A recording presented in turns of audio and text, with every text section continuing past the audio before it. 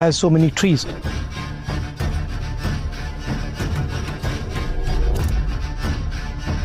आपने इस वीडियो को देखा तो सबसे पहले जानेंगे कि अंडमान निकोबार है कहाँ। अंडमान निकोबार अगर देखेंगे तो भारत के सबसे नीचे अगर चलेंगे श्रीलंका, श्रीलंका से ऐसे सीधा पूर्वी दिशा की तरफ घूमेंगे तो वहाँ पे एक छोटा सा आइलैंड है जो जिसका नाम है अंडमान निकोबार आइलैंड।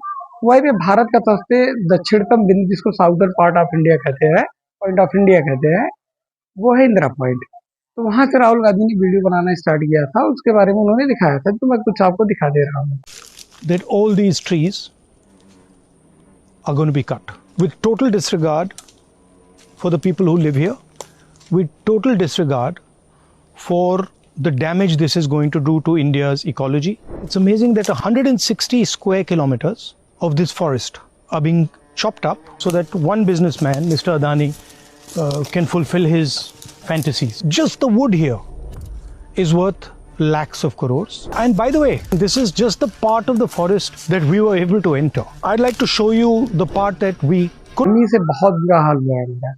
मेरे पीछे ग्रीनरी पे मत जाइए, मैं बहुत सही जगह पे हूँ, गांव में हूँ, लेकिन आप लोग जो सिटीज में है वो गर्मी से उनका बहुत बुरा हाल हुआ था। उसी के बिहाफ पे राहुल गांधी अंडमान निकोबार गए। उन्होंने कहा कि यहाँ पे बहुत सारे ओल्ड ट्रेजरी पेड़ है, इनको कट किया जा रहा है, अडानी को बेचा जा रहा है, हर चीज अडानी को बेचा जा रहा है।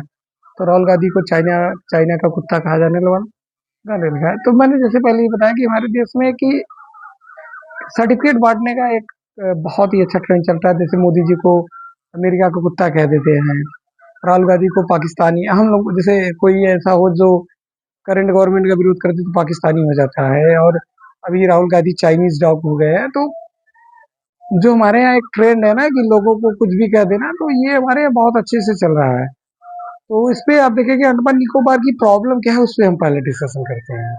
तो अंडमान निकोबार की प्रॉब्लम, सबसे बड़ी प्रॉब्लम यही है कि जो एनजीटी ने उनको पूरी तरीके से एक कहते हैं ना पास कर दिया कि भाई आप वहाँ पे डेवलपमेंट कर सकते हैं। तो आप किसी भी इंटरनेट माध्यम से या तो किसी भी नॉलेजेबल पर्सन से या तो कोई भी एक तरीके से आप अगर ये बात जानना चाहेंगे कि बिना वहाँ की जो बायोडाइवर्सिटी है, या तो जिसको आप कोरल लीफ कहते हैं, कोरल लीफ कहते हैं, बिना उसको डिस्ट्रॉय किए हुए पोर्ट डेवलपमेंट करना नामुमकिन है। मतलब पूरी तरीके से बायोडाइवर्सिटी अफेक्ट होना ही है, मतलब एक तरीके से बर्बाद होना है। तो इसकी बात ये हो रही है कि भाई क्यों ऐसे पास मिला। सुप्रीम कोर्ट में भी इस पर बहुत बहस चली।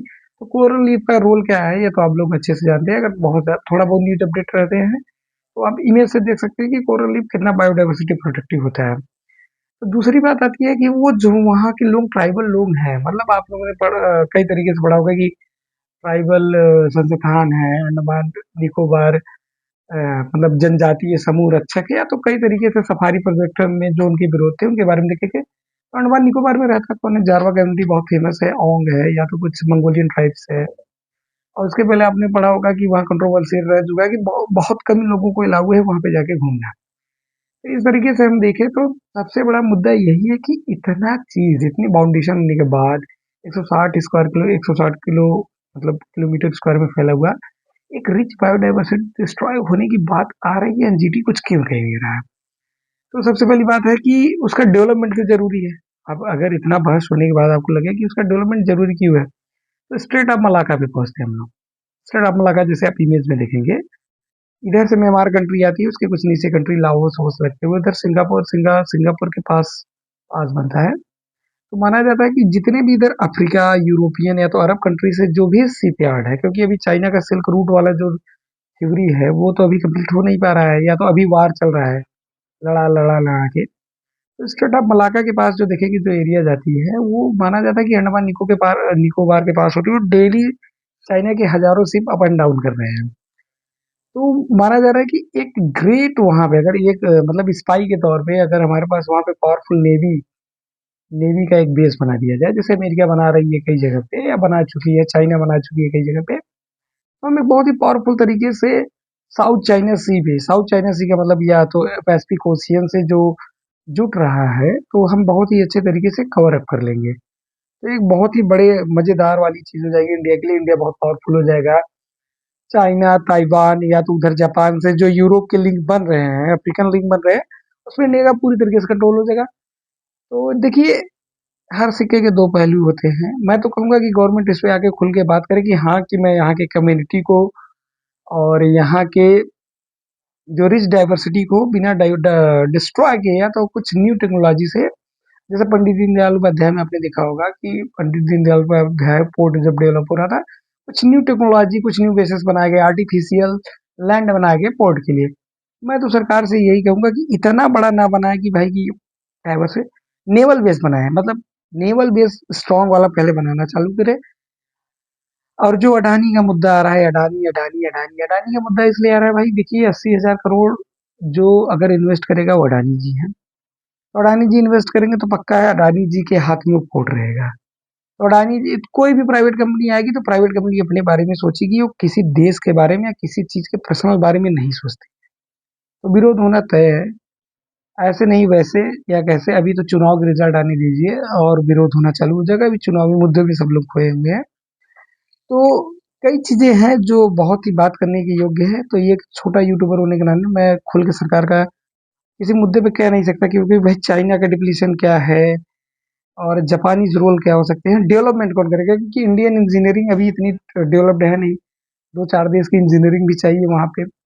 कौन आएगा साथ करने, कौन डेवलप करेगा? या तो अभी हम चाइना चाइना की बात कर रहे हैं, हो सकता है चाइना ही वहां पे आ जाए पोर्ट बनाने। तो कौन बना रहा है, कितने खर्च होंगे, ट्राइबल कम्युनिटी के लिए क्या किया जाएगा, बाकी चीजें कैसे होंगी कि बायोडाइवर्सिटी बची रहे, एक स्ट्रांग नेवल बेस बने, पोर्ट जो बने बहुत ज्यादा बिग ना हो, जिससे बहुत ज्यादा वहाँ के डिस्ट्रॉय ना हो। इन सब पे सरकार खुल के बात करे। बाकी कोई गद्दार नहीं है, सब अपने तरीके से मुद्दे उठा रहे हैं। आप भी मुद्दा उठाने वाला बनिए और भारतीय बनिए। चाइनीज कुत्ता, पाकिस्तानी कुत्ता, बांग्लादेशी कुत्ता, ये एक पुरानी आदत है। अच्छे ऑथेंटिक डेटा की बात करिए कि मेरे पास शॉर्ट वीडियो है, हो सकता है कि आप मुझसे अच्छा नॉलेज रखते हो मेरे व्यूवर होके। आप कमेंट करिए, फिर उस पर डिस्कशन किया जाए, मेरी भी नॉलेज बढ़े, आपकी नॉलेज बढ़े। हमें इंडिया को ग्रेट बनाना है, इंडिया को ग्रेट बनाना है, ना कि इंडिया को डाउन करना है। बाकी आप सभी का धन्यवाद मेरे वीडियो के साथ जुड़ने के लिए। ऐसे ही न्यू अपडेट के लिए मेरे वीडियो के साथ जुटे रहिए। Bye, good night.